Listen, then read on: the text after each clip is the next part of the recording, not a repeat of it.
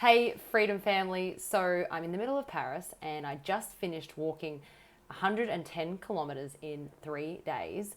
Yes, it's a bit insane, but it's called a pilgrimage and there were 20,000 Catholics from all over the world. I mean, even if you aren't Catholic, you can appreciate that that is a huge feat.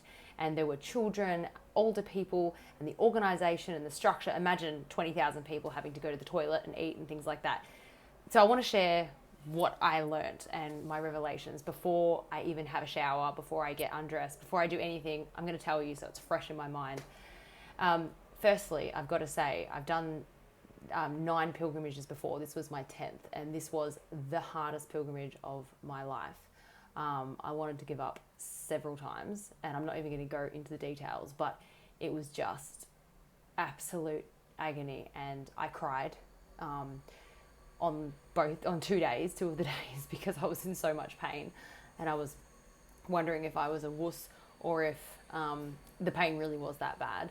I got some clarification from the nurses, but yeah, I'm not going to go into that. But I pushed through and I finished, and I've got to say I'm really proud of myself. Obviously, God gave me the gift to finish it, but yeah, I'm proud of walking 110 kilometers in 3 days. I think it's pretty cool. Anyway, what I learned from the pilgrimage, though, is 3 things I want to talk about. One is I was sitting there during the Mass at the end. It's, Catholic Mass, and it was middle of the day. Sun was shining all over us. Like there was no shade, nothing, no respite whatsoever. And we were on the concrete, right? And we're having to kneel and stand after walking 110 kilometers. Thousands and thousands of pilgrims just standing in the sun. Like that in itself is pretty incredible to see. And all the scouts, the young scout girls and boys, it's really beautiful to see their discipline, Anyway, I was sitting there and I thought, wow, I am really lucky. I am so lucky to be here. I'm so lucky to have had the strength to finish it. But most importantly, I have a pretty colourful past, and it's all in my book, which is coming out in September. And I have not always been in good crowds or been a upstanding citizen necessarily. I mean, I haven't never been a criminal necessarily, but I wasn't really the person I was now. And I was blessed to be able to come back to my faith. And to be given the opportunity to be with tens of thousands of them all, doing this incredible thing, because they care about humanity and they care about God and they love God. To be in that, I cried again during Mass. I was being pretty emotional actually. So I feel really blessed.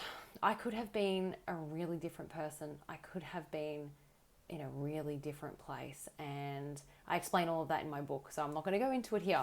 But I tell you everything in that book about my life. So if the trolls didn't have enough ammunition, they're definitely going to have it now. The second thing is I was speaking to one of the priests. There was obviously hundreds of priests there. Giving out communion to 20,000 people was quite a feat also. Anyway, and he just said, it only takes one bit of information to change your life sometimes. And maybe this is the whole reason why I went on the pilgrimage, was for this one tidbit of information, and maybe it's going to help you.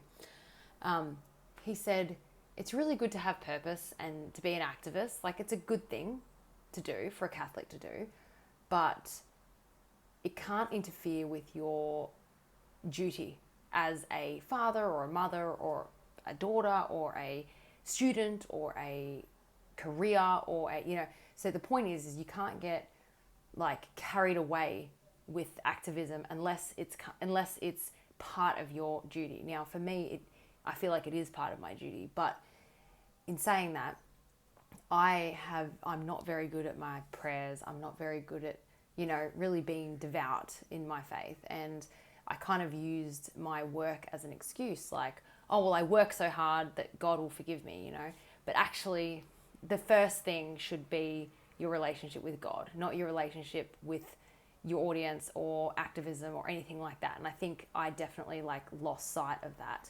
So that's something that I'm really going to focus on, is not getting carried away. And this is what this journey is about for me. I got carried away with all the activism stuff that I forgot who I was. I forgot what I needed to do for my faith. I didn't grow in my faith in the last 3 years at all. I just plateaued. And now I've done this pilgrimage, nearly died. Well, I'm being over dramatic, but it was really hard.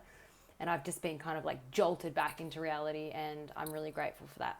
The third thing I learned was, now right near the end, right, the whole procession comes through Paris. Like, we're talking the middle of Paris. We're talking about underneath the Eiffel Tower. Like, it stops the whole city while it walks through.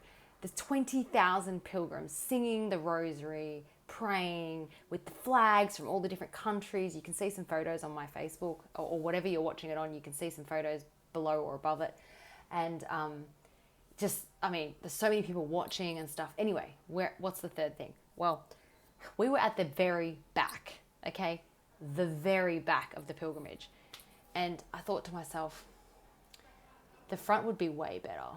Like, because people on the streets would be seeing the pilgrimage for the first time, and so everyone would be like, whoa, what's that? You know, and there's a lot of clapping and stuff like that. And I was like, I should just go to the front, you know, and enjoy that, because I'm here on holidays and I deserve to be in the best spot. And then I thought to myself, no. So you walk in chapters, right? So I was actually walking with the Irish chapter and the English chapter, and there was a few Australians in there as well. And I've been walking with them for the whole 3 days. So I was considering leaving the people that I have agonied with, well, agonied isn't a word, suffered with.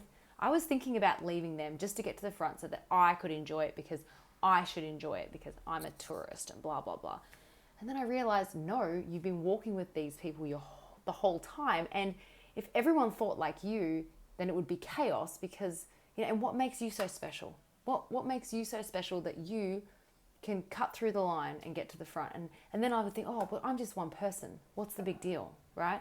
Well, it is a big deal. You've just got to you can't always get what you want. And I wanted to be at the front, but it wasn't the right thing to do. So I didn't go to the front. And I think that plays a role in my life as well, because I'm just one person, you know. I feel like I can just sneak into things or just do things, and sometimes I just need to sit back and be with the crowd instead of trying to get ahead and just sneak through things. So I think that's a life lesson for me as well. So that's enough. I really am dirty and stinky. Haven't had a shower in 3 days, and I've been walking for 3 days, sleeping in tents. It's been a fun ride, but look how much sun I've got. I look so healthy now. So I need to keep that up. But anyway, I hope you've enjoyed my little journey, and I don't know what's happening next. So I'll see you soon. Bye.